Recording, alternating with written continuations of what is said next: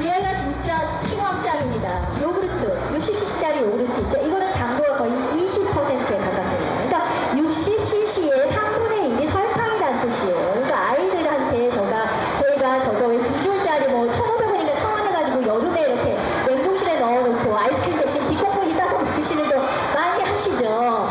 아이들한테 뭘 주는 거냐? 설탕물을 들이붓는 거랑 마찬가지예요. 그렇기 때문에 단 것이 맛있다라고 생각하시고 단 것은 위험하다라고 생각을 하셔야 돼요. 예, 시럽을 많이 드시게 되면 이렇게 커피에도 설탕을 상당히 많이 넣거든요. 그 다음에 원래 초콜릿, 카카오는 단맛이 아니죠. 단맛이 나는 이유는 가당을 했기 때문에 그렇습니다. 그런데 아까 우리가 설탕에 대해서 이제 무섭다라고 얘기한다면 저희가 대표적으로 당뇨병 때문에 무섭다라고 얘기를 합니다. 그 당뇨 때문에 왜 무서운지 한번 원리를 설명을 드릴게요. 원래 이게 이제 췌장에서 인슐린을 분비를 하는데 원래 당을 소비를 하는데 인슐린이 필요합니다. 그런데 우리가 그냥 정상적으로는 밥을 먹었어요. 그래서 이렇게 빨간 줄 안에가 혈관이에요, 혈관. 그러면은 포도당이 분해가 돼가지고 우리 당으로 혈관 안에 흡수가 되잖아요. 이렇게 그냥 대충 평소에 먹던 대로 먹으면 혈당이 들어오면 자 인슐린도 대충 나옵니다. 예, 비슷하게 나와요. 그런데 인슐린이 나와서 하는 일이 뭐냐면 인슐린 자체는 이 혈당을 가져가가지고 근육이라든가 간의 글리코겐 형식으로 저장을 합니다. 예, 인슐린의 역할이 그래요. 예, 그렇기 때문에 간과 이런 근육에 저장하고 남은 것이 몸 안에 남게 되는 혈당이 됩니다. 그러면 자 만약에 설탕을 많이 섭취하게 되면 어떻게 되나 한번 볼게요. 설탕을 많이 섭취하게 되잖아요. 그러면 누가 깜짝 놀라는지 아세요? 췌장이 깜짝 놀라서 누가 왈칵 쏟아지냐면 인슐린이 왈칵하고 쏟아집니다. 근데 아까 인슐린은 뭐라고 그랬어요? 당을 우리 세포에 저장하는 역할을 하는 거잖아요. 그럼 거꾸로 내가 설탕을 많이 먹었는데 인슐린이 왈칵 나와? 그러면 오히려 우리가 몸 안에 다 갖다 집어넣어놓고 혈관 안에 돌아다니는 당이 없어집니다. 보세요. 아까 오히려 그냥 조금 먹었을 때는 혈관 안에 당이 우리 몸에서 에너지를 쓸 수 있는 이런 그 당이 이만큼 남았는데 오히려 혈당을 많이 먹게 될 경우에는 우리가 몸에서 쓸 수 있는 에너지를 결과적으로 더 적게 됩니다. 예, 인슐린은 왕창 나오고 에너지는 없어요. 그렇기 때문에 설탕을 먹더라도 우리가 계속 뭔가 더 먹고 싶고 뭔가 더 힘든 이유는 바로 이런 원리예요. 이건 끔찍하게 빨리 지나갈게요. 당뇨병은 10년 장사가 없습니다. 왜냐? 당뇨를 관리하지 않은 채 계속 막 200, 150 이상 되잖아요. 그러면 설탕의 역할이 끈적끈적하잖아요. 그러니까 우리 몸에 이 세부, 그러니까 이런 끝에 모세혈관이 많거든요. 왜냐? 피가 맑아야지 흐르지. 피가 끈적끈적하면 어디 끝까지 갈 수 있겠어요? 못 가거든요. 그렇기 때문에 특히나 아까 얘기했던 이런 손발가락이 이렇게 썩는 이유는 손발 끝에 있는 혈관에까지 혈액이 도달하지 못하기 때문에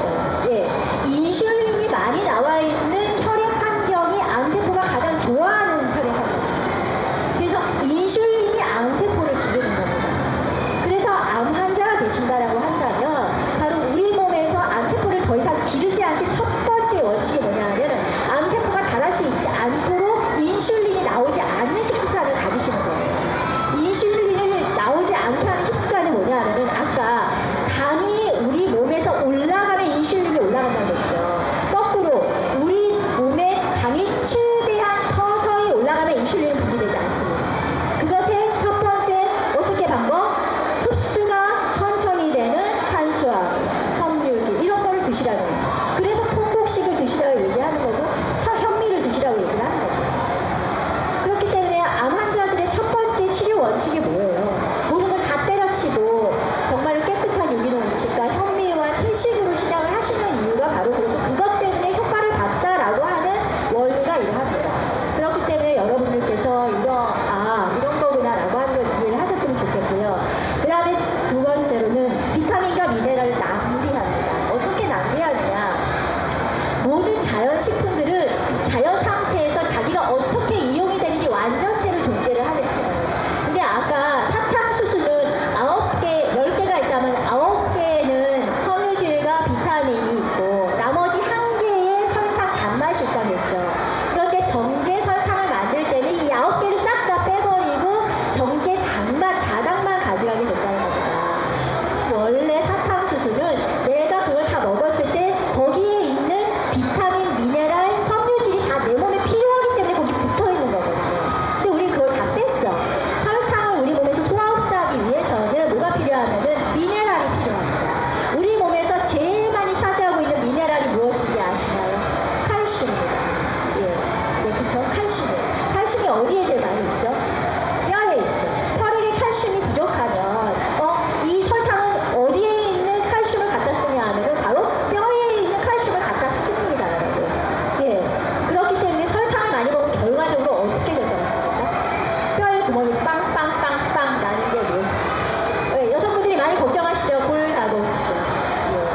그래서 서로 이런 연관성이 있습니다. 그리고 설탕을 많이 먹게 되면 면역력이 약해집니다. 면역력이 어떻게 약해지느냐? 이거는 이제 면역력이 약해지는 거 일단 동영상 하나 보여드릴게요. 한타 이런 거 집에서 시험해보시면 좋아요. 한타 같은 경우에 이렇게 생선뼈, 굵은 생선뼈 있죠. 이런 거 담가놓으면 이게 원래의 모습이죠. 이렇게 딱 생선뼈를 딱 찌르면은 단단해가지고 되게 아프죠. 근데 이게 불과 하루가 지나도 이렇게 됩니다. 녹아버려. 그리고 이거 72시간이 되면 형태가 없이 밑에다 다 녹아가지고 이렇게 밑에 가루가 되어서 가라앉습니다. 이거는 아까 이야기한 뼈에서 설탕이 자기가 필요한 칼슘을 가져간다. 그 다음에 환타 같은 데나 콜라 같은 데는 인이 들어있기 때문에 같이 또한 그런 상승작용이 일어나긴 하지만 어쨌거나 콜라와 환타를 먹게 되면 여러분들 뼈가 녹는다라고 하는 할머니들의 말이 틀리지 않고 사실이다. 그래서 아까 면역력이 약해진다고 얘기하셨죠. 보라색이 뭐냐면은 병균을 잡아먹는 백혈구 마크로파지라고 하는 면역세포입니다. 그런데 이 빨간색 같은 게 있잖아요. 그런데 이 보라색 얘가 있으면은 설탕을 먹잖아요. 그럼 100g을 먹으면 보라색에 여기 지금 색칠되어 있는 마크로파지가 무려 몇 시간이냐면 4시간이에요. 100g의 설탕을 먹게 되면은 이 마크로파지가 4시간 동안 활동을 안 하고 가만히 있거든요. 그래서 음료수를 먹고 아이들이 기분이 좋거나 이런 게 아니라 뭔가 그런 거 많이 먹고 밖에서 외식 많이 하고 그러면 애들 감기에 잘 걸려. 배가 잘 아프고 중이염에 잘 걸려. 라고 하는 게 뭐냐 하면 설탕을 많이 섭취해서 아이들의 대식세포라든가 이런 백혈구의 활동력이 확 떨어진 겁니다. 그렇기 때문에 아이들에게 사탕이라든가 음료수를 자주 줄수록 아이들이 이러한 자기의 면역세포가 활발하게 움직일 수 있는 기회를 빼앗아 버립니다. 그렇기 때문에 여러분들께서 뭔가 이런 단 거를 주시는 거에 대해서 자꾸 제가 내 가족을 지키려면 단 걸 우습게 생각하면 안 된다라고 얘기를 드릴 거예요. 요거 동영상 한번 볼게요.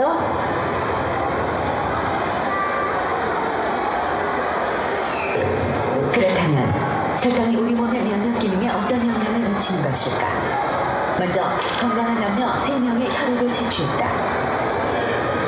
그리고 각각 설탕 100g씩을 먹게 한 뒤 30분 후에 다시 혈액을 채취했다. 이렇게 설탕을 먹기 전과 먹은 후의 혈액에 각각 포도당 부균을 넣고 백혈구가 어떻게 활동하는지를 살펴봤다. 백혈구는 침투한 세균을 잡아먹는 역할을 하며 그 크기가 적혈구보다 더 크다. 설탕 섭취 전 한 사람의 백혈구다. 백혈구가 많은 세균을 잡아먹었음을 알 수 있다. 반면 설탕 섭취 후 같은 사람의 혈액, 적혈구보다 훨씬 크기가 작아진 백혈구, 백혈구가 아주 적은 양의 세균만을 처리했음을 알 수 있다. 설탕 섭취 전과 섭취 후 백혈구의 세균 탐식수는 각각 45개와 7개. 실험을 참가했던 세 사람의 혈액 내 백혈구의 세균 탐식 개수는 설탕 섭취 전이 각각 38, 40, 45개. 반면 설탕 섭취 후는 4.2개, 3.3개, 6.5개로 백혈구의 기능이 6분의 1로 감소했다. 그래서 저 정도는 어느 정도의 면역력이냐면 100g 먹었을 때의 면역력이며 당뇨병 환자, 그러니까 만성적인 당뇨병 환자 가지고 있는 면역력과 똑같은 수준이에요. 예. 그래서 그렇습니다. 그래서 여러분들께서 얘기 드리고 싶은 거는 설탕 식품의 무분별한 섭취를 진짜 조심해야 된다. 어머님들이 아시지 않으시면 그리고 내가 알지 못하면 이거를 지키지 못합니다. 그러면 질문. 요즘에는 그래서 설탕 대신 무가당이라든가 무설탕 이런 음료들이 많이 나오죠. 괜찮은 탕, 안 괜찮은 것 같다. 왜? 무설탕 음료에는 설탕 대신 감미료가 들어있어요. 이게 천연 감미료면 괜찮은데요. 대부분 인공 감미료라 해서 화학 감미료가 많은 거예요. 대표적으로 뭐가 있냐면 일단은 과당은 뭐 과일에서 짜낸 그런 것을 과당이라고 얘기를 하는데 여기서 우리가 대중적으로 쓰고 있는 과당은 뭐냐면요. 옥수수로 만든 옥수수 콘 시럽입니다. 옥수수 액상 농축 시럽입니다. 이거 미국에서 대부분 다 들여오고요. 왜냐하면 옥수수가 미국에서 제일 많이 나니까. 이것은 단맛이 설탕의 6배입니다. 그리고 실제로 미국에서 1990년대 이후에 비만 환자가 폭발적으로 증가를 했는데 이 과당이 대중적으로 음료수에 쓰이면서부터 비만 환자가 동시에 같이 폭발적으로 늘었다라고 하는 통계가 일치합니다. 그런데 이 과당은 우리 몸에서 인슐린이 잘 감지를 못해요. 그래서 이거를 내가 많이 먹었는지 아닌지를 우리 몸이 잘 인식을 못한다고 합니다. 그렇기 때문에 다른 설탕이라든가 이런 것에 비해서 과당을 먹으면 훨씬 더 많은 양을 먹게 된다고. 그리고 과당이요. 설탕과 맛이 좀 달라요, 여러분. 그래서 음료수가 설탕을 탔을 때 집에서 설탕 가지고 뭐 이렇게 저희가 효소 만든다라고 해서 만든 그 맛의 맛과 우리가 시중에서 파는 뭐 그런 효소 맛이 약간 끝맛이 좀 더 상큼하고 좀 이렇게 맛이 좀 다르고 질적으로 다르거든요. 그게 어느 맛으로부터 시작해요? 과당에서.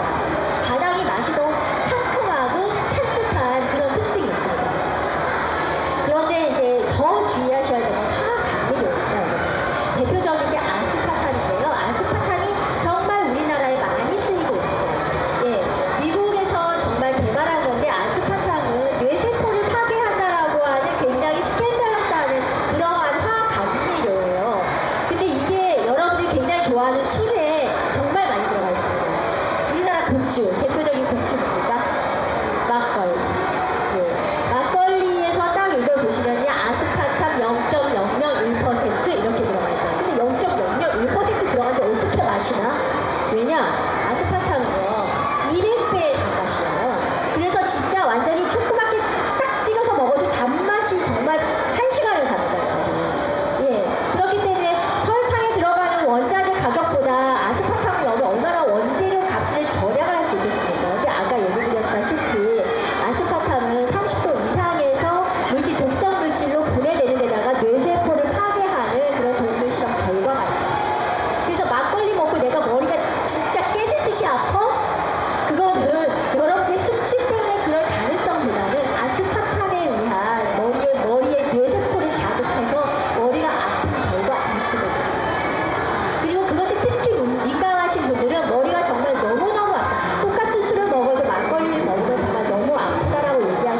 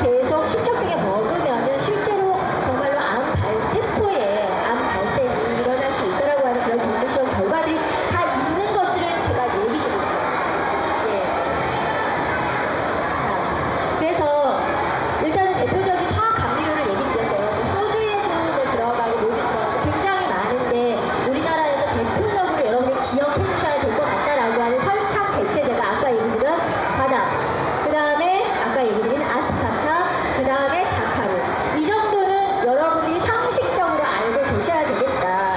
그래서 그러한 게 들어가지 않는 음식들을 여러분들이 선택을 하셨으면 좋겠다라고 제가 얘기하는 여러분들한테 강연하는 이유입니다. 그리고 음료수를 딱 뒤에 면을 보시잖아요. 그러면 정말로 그 해석 불가한 용어들이 굉장히 많습니다. 원재료명과 함량이라는 거 혹시 보신 적이 있으신가요?